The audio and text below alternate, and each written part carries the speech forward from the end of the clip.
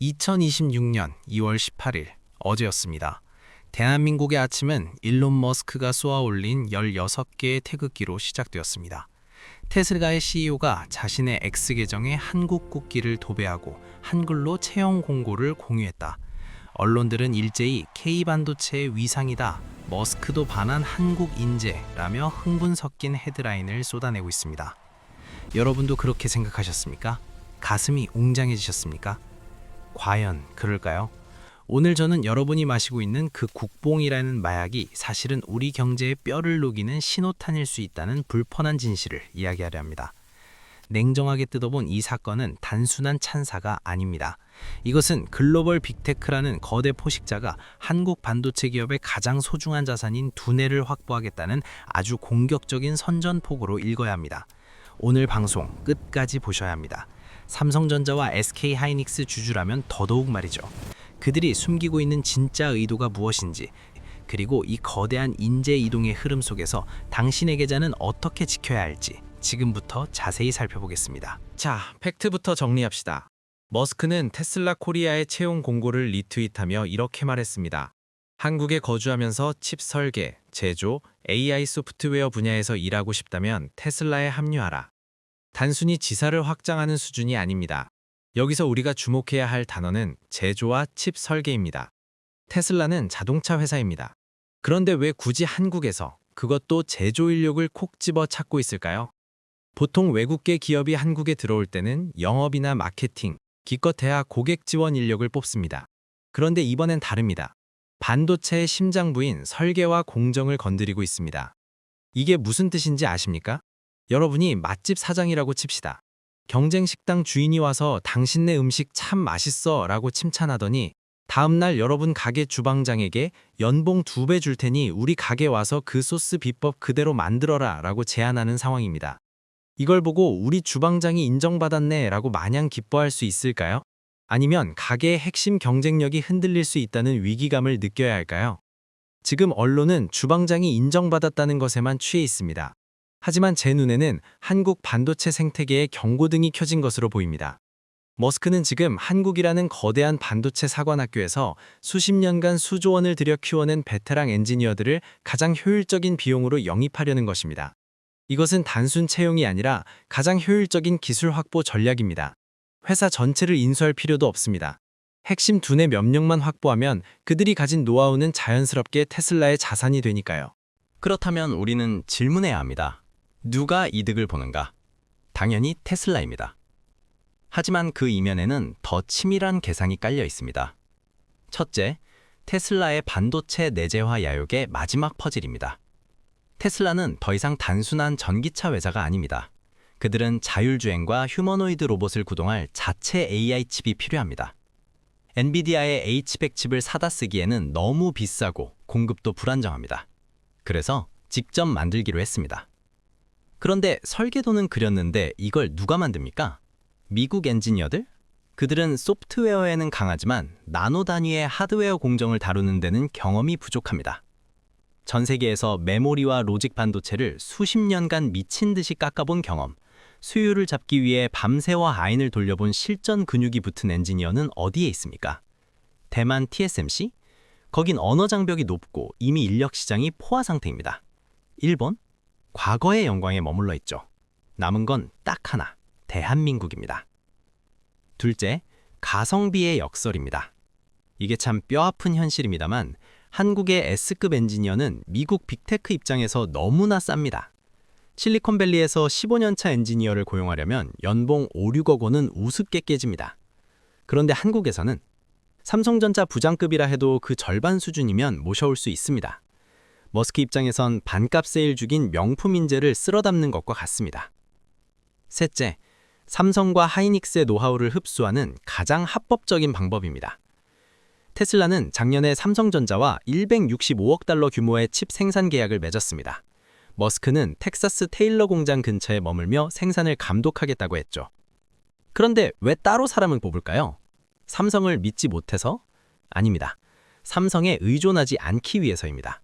삼성전자의 공정 엔지니어를 테슬라 직원으로 채용하면 삼성 파운드리가 어떤 방식으로 칩을 굽는지, 어떤 장비 세팅에서 수율이 가장 잘 나오는지 그 안목적인 지식이 자연스럽게 테슬라로 흘러 들어갑니다.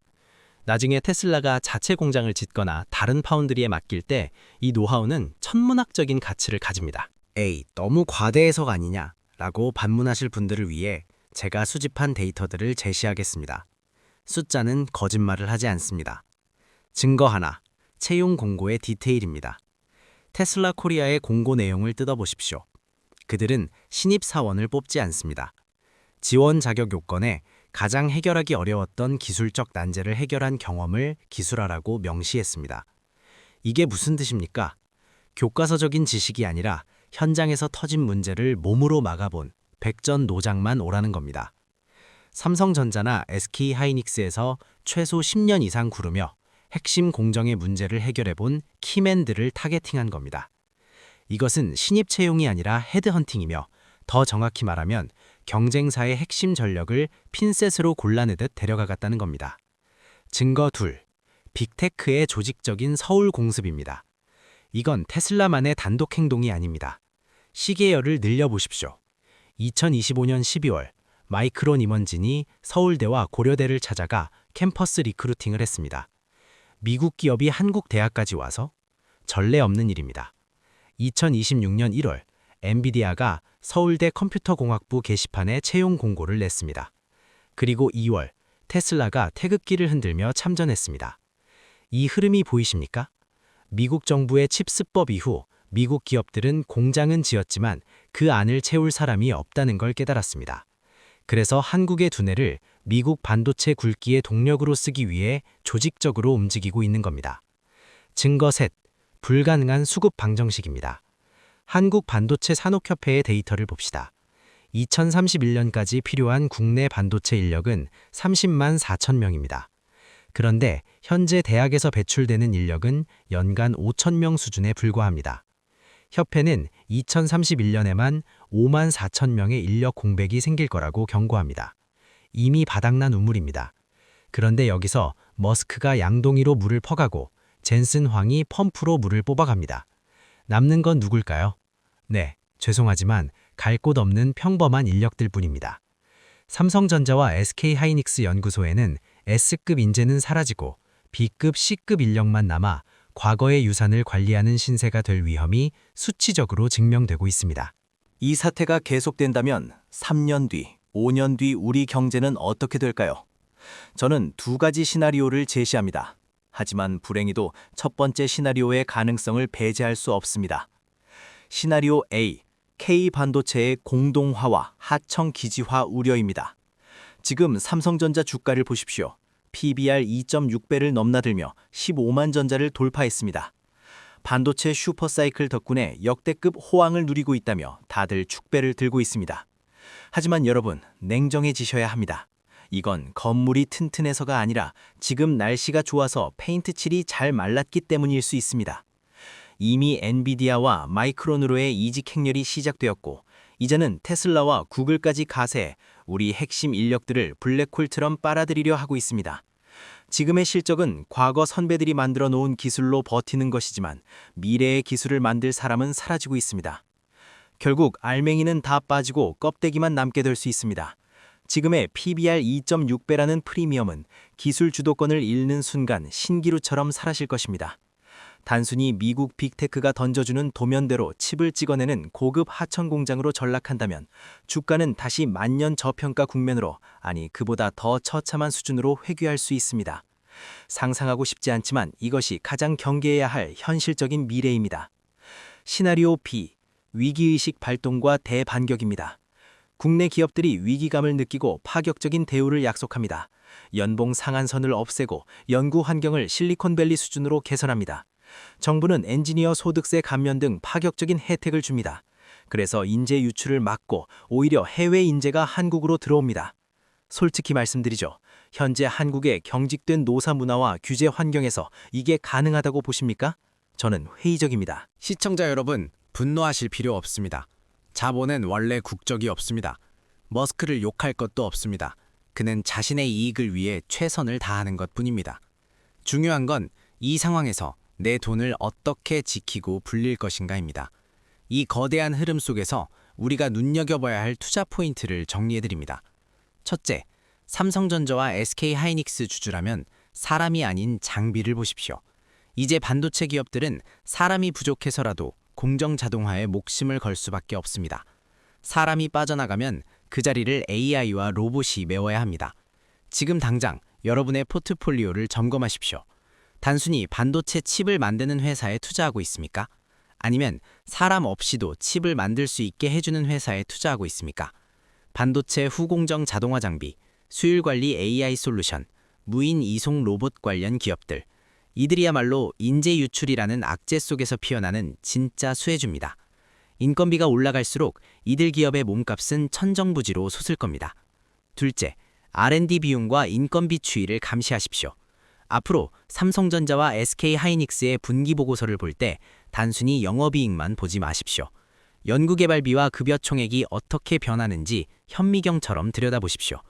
매출은 그대로인데 인건비만 급등한다? 이건 인재를 뺏기지 않으려고 출혈 경쟁을 하고 있다는 신호입니다. 단기적으로 이익률 훼손이 불가피합니다.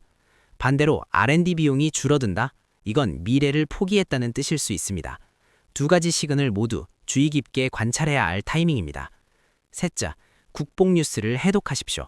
앞으로 해외 기업이 한국 인재를 사랑한다는 뉴스가 나오면 또 우리의 자산을 헐값에 넘기고 있구나라고 해석하십시오. 머스크의 태극기 16개는 자랑스러운 훈장이 아닙니다. 우리 반도체 산업의 조기 경보 시스템이 울린 겁니다. 일론 머스크는 영리합니다. 그는 한국이 가진 최고의 보석이 무엇인지 정확히 알고 있습니다. 우리가 그저 태극기 이모티콘에 취해 박수치고 있을 때 누군가는 냉철하게 계산기를 두드리고 있습니다. 여러분의 계좌는 어떻습니까? 감상에 젖어 계십니까? 아니면 냉혹한 현실을 직시하고 계십니까? 저는 앞으로도 복잡한 자본의 흐름을 여러분이 알기 쉽게 풀어드리겠습니다. 남들보다 한 발 앞선 정보를 원하신다면 지금 바로 구독과 좋아요를 눌러주십시오. 지금까지 뼈대 있는 경제였습니다.